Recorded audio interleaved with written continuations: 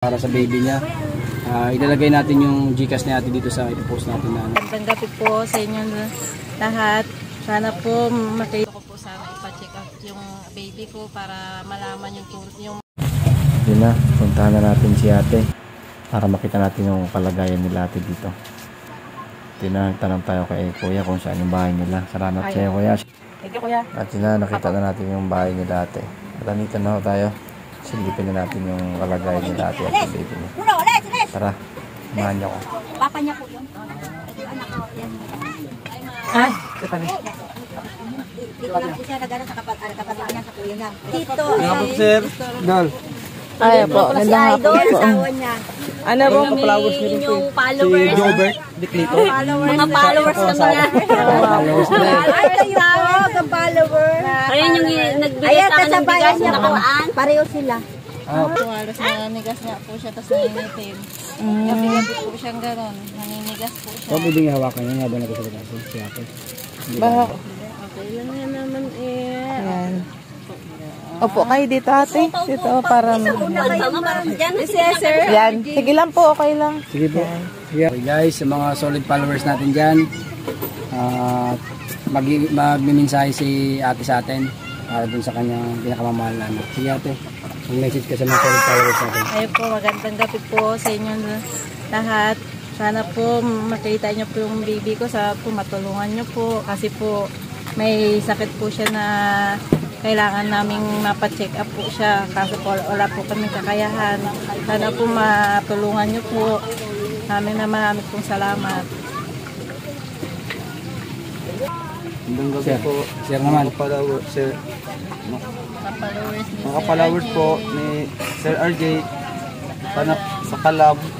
Ito po yung aming baby na may sakit po. Hindi po siya lumalaki, mag-isang taon na po. Sana po maraming makapansin sa kanya at may magtulong kahit kunti lang po. Yun lang po at maraming salamat po. Ang ano sa kanya? In-x-ray po siya. Sabi daw, balot na balot po yung baga niya ng plema. Pero po isang buwan po kami doon, wala naman po nangyari. Sabi niya po sa amin na hindi na daw po doon ang kailangan namin mga 3 espesyalista sa utak. Ang makakasabi na sa amin kung anong dapat gawin. Grabe naman daw po kamahal kasi po yun. Wala daw po kung alam ko saan daw po may mga espesyalista sa utak. Kaya nagtitiis lang muna kami ginalagaan namin siya hanggang nakaya ko na ang lahat. Minsan yan, hindi kami makatulog sa gabi-gabi.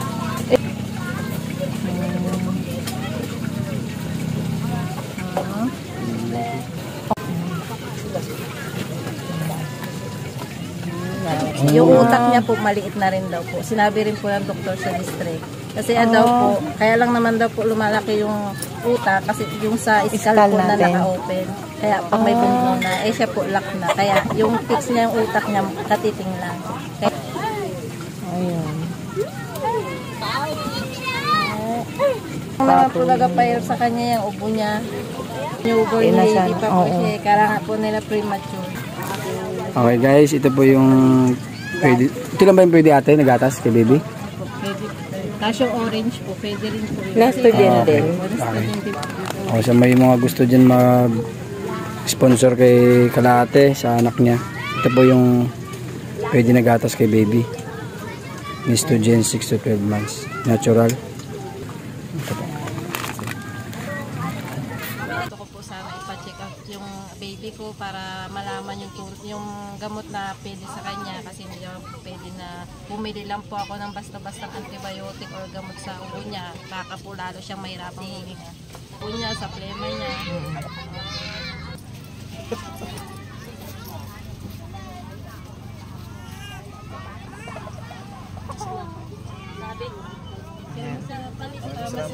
Sir RJ sa Calab. Sige po. Okay po. Ay, sige. Yan. Yan. Dahan-dahan na. Yan. Ayan si baby. Ano lang ulit pangalan niya? Prince Kevin po. Prince Kevin. Yan. Prince Kevin. Yan.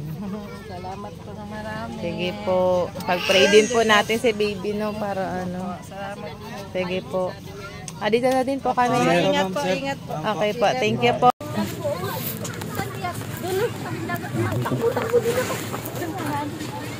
Okay guys, mga kapopcorn, yung gusto nga pala magbigay ng sponsor kay ate para sa baby niya, ilalagay natin yung Gcash ni ate dito sa ipopost natin na tapos yung kanyang pangalan.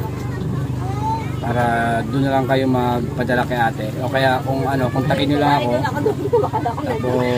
Tapos samahan ko kayo kay ate. Silak na puso dyan na tulungan natin si ate para may paggamot yung kanya anak. At yun sa may mga kaya na tulungan po natin sila sa mga sikat na vlogger din. Pakishare po ng video na ito. Maraming salamat. God bless us all.